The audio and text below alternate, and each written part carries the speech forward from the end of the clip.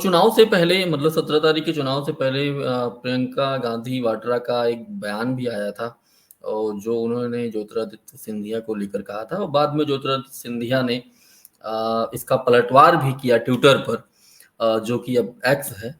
और इन दोनों की जो घमासान हुआ है एक तरीके बयानों का, उधर फिर पलटवार, इसको आप कैसे देख रहे हैं? देखिए, पहली बार प्रियंका गांधी ने ज्योतिरादित्य सिंधिया पर व्यक्तिगत हमला किया है और उसकी वजह जहां तक मैं समझ रहा हूं वो ये है कि प्रियंका गांधी अपने कांग्रेस के जो वर्कर हैं, विशेष रूप से ग्वालियर चंबल डिवीजन के, उनको हुँ, ये मैसेज देना चाहती हैं कि हुँ, ज्योतिरादित्य सिंधिया के दरवाजे कांग्रेस के लिए बंद हैं, हुँ, स्थायी रूप से बंद हैं। इसलिए हुँ, उन्होंने इस प्रकार के कठोर आरोपों का इस्तेमाल किया।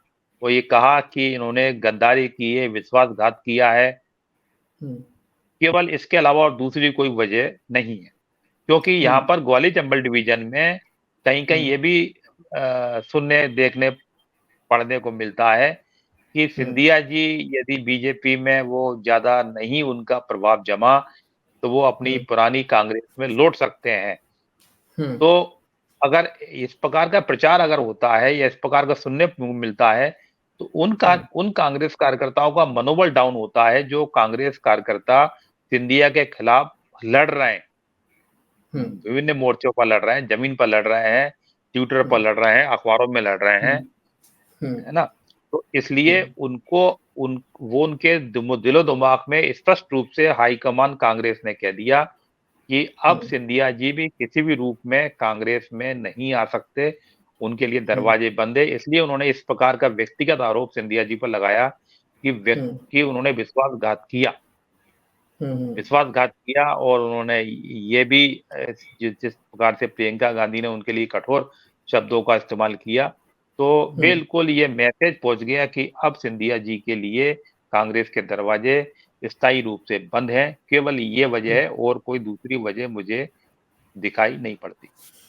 और सिंधिया ने जो पूरा पलटवार किया और बाकायदा उन्होंने इंदिरा गांधी पर हमला किया, यहाँ तक कि जो जवाहरलाल नेहरू पर हमला किया, जो चीन और भारत के साथ जो क्लैशेस हुए थे।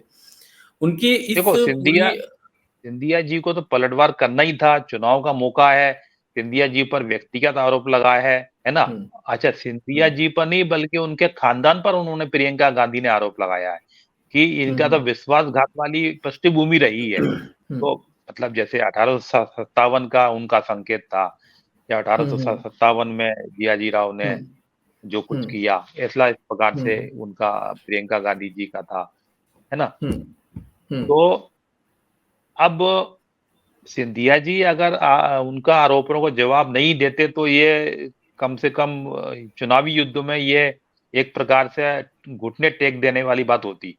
तो सिंधिया हुँ, जी ने जाहिर है बिल्कुल ऐसा उनको करना ही था, उन्होंने किया। उन्होंने प्रियंका हुँ, गांधी पर भी व्यक्तिगत फिर हमले किए। हुँ, तो ये तो सब चुनाव में चलता रहता है, लेकिन अब ये तय हो गया कि अब हुँ, शुरुआत हो गई। अब हुँ, लोकसभा चुनाव जब आएँगे तब और ज़्यादा हमले हुँ, होंगे। प्रियंका हुँ, गांधी पर भी होंगे, अब हो सकता है हुँ, सोनिया गांधी पर हो जाएँ, राहुल गांधी हुँ, पर तो अभी इन्होंने नहीं किए हैं, कौन हुँ, सिंधिया जी ने। हो सकता है अब हुँ, राहुल, क्योंकि उन्होंने कांग्रेस पर तो खूब कर दिए, कांग्रेस को जाने क्या-क्या बता दिया। अब हुँ, हुँ, हो सकता है वो राहुल गांधी पर भी कहें, सोनिया गांधी अभी इस पूरे आरोप-प्रत्यारोप के दौर से बची हुई हैं। हो सकता है हुँ, सिंधिया जी उन पर भी आरोप-प्रत्यारोप लगाएँ। ये चलता रहेगा, हुँ, शुरुआत हो गई है। हुँ, हुँ, हुँ।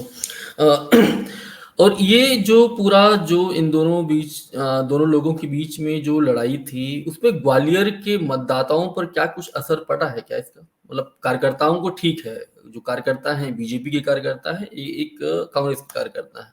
आम जो मतदाता है, क्या इस लड़ाई का असर उन पर भी पड़ा है? देखिए, लड़ाई कांग्रेस में जनता के बीच जो है वो सिंधिया जी की छवि अब अभी की दृष्टि में देखें तो अब वे पहले जैसी अब नहीं रही है। हुँ, अब सिंधिया जी का प्रभाव तो ज़रूर कम हुआ है, उसके पीछे हुँ, कई वजह हो सकती हैं। तो हुँ, प्रियंका गांधी ने जो उसमें आरोप लगाए व्यक्तिगत विश्वासघात, उनको सिंधिया परिवार को जोड़ दिया कि विश्वासघात किया।